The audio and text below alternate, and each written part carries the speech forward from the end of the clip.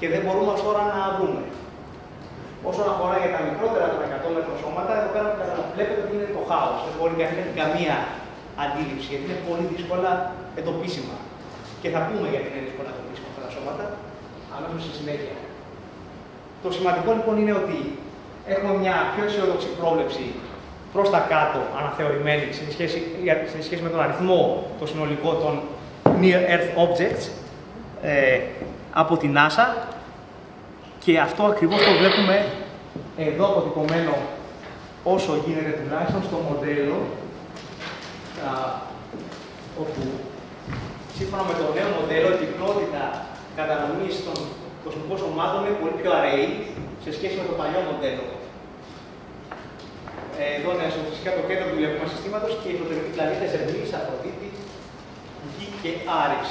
Όλα αυτά τα σώματα κινούνται μέσα εδώ. Είναι η κατανομή τους. Όπως υπολογίζεται, δεν είναι αυτά που έχουμε παρατηρήσει, είναι αυτά που υπολογίζουμε.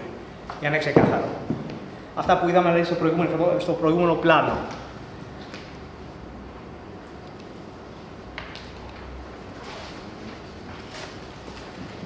Τώρα, όπως οι τροχές των αστεροειδών, θα λέγαμε τον πλανητό συγγνώμη, έτσι και οι τροχές κίνησης των αστεροειδών ελέγχονται αρχικά πρώτα από το βαρυτικό πεδίο και επηρεάζονται από το βαρυτικό πεδίο του ίδιου του ήλιου, του μεγαλύτερου σώματος στο ηλιακό μας σύστημα, και κατόπιν συμπληρωματικά μόνο από την τροχιά του μεγαλύτερου πλανήτη του ηλιακού μας συστήματος, του Δία, η οποία επιδρά όμως μόνο συμπληρωματικά, όπως αναφέραμε, στα σώματα αυτά των αστεροειδών.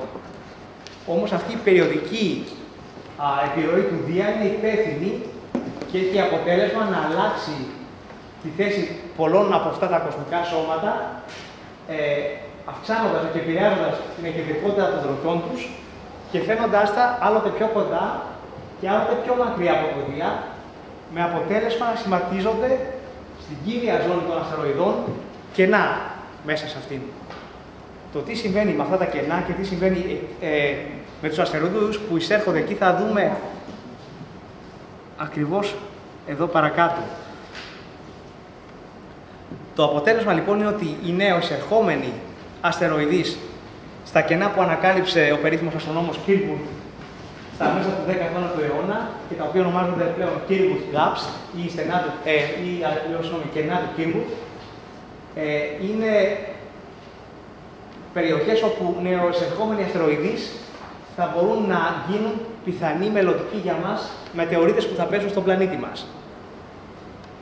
Διαταράσσουν λοιπόν την τροχιά τους μέσα σε αυτή τη ζώνη, σε αυτές τις ζώνες μάλλον που είναι κενές, έτσι ώστε να τους δοθεί η δυνατότητα στο μέλλον να αφήσουν πίσω τους τα στενά όρια της κύριας ζώνης των αστεροειδών, κατά ομάδες, και να ταξιδέψουν είτε προς το εσωτερικό του ηλιακού μας συστήματος, είτε προς την αντίθετη κατεύθυνση, προς το εξωτερικό, δηλαδή του ηλιακού συστήματος, πέρα από το Δία, πέρα από τον χρόνο.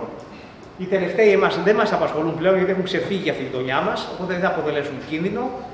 Αλλά όσον αφορά τους πρώτους, σίγουρα θα είναι οι μελλοντικοί για μας μετεωρίτες που θα πέσουν σε κάποιο πλανήτη από αυτούς του εσωτερικού ηλιακού συστήματος.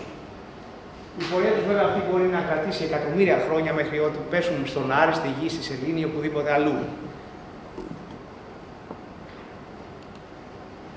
Εδώ λοιπόν έχουμε αυτήν ακριβώς την απεικόνιση των περίφημων κενών του Kirkwood, όπου στον οριζόντιο άξονα έχουμε τις αποστάσεις σε αστρονομικές μονάδες από τον ήλιο, ξεκινώντας από τις 2 αστρονομικές μονάδες και πηγαίνοντας στις 3,5.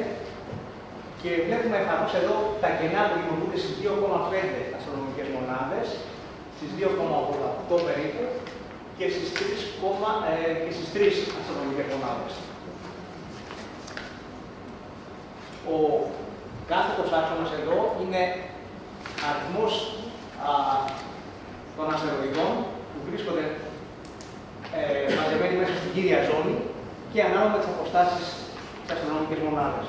Και εδώ ακριβώς είναι που θα δούμε μια άλλη σχέση που έχουμε μαθηματική παρατηρήσει μέσα στα κενά του Kirkwood.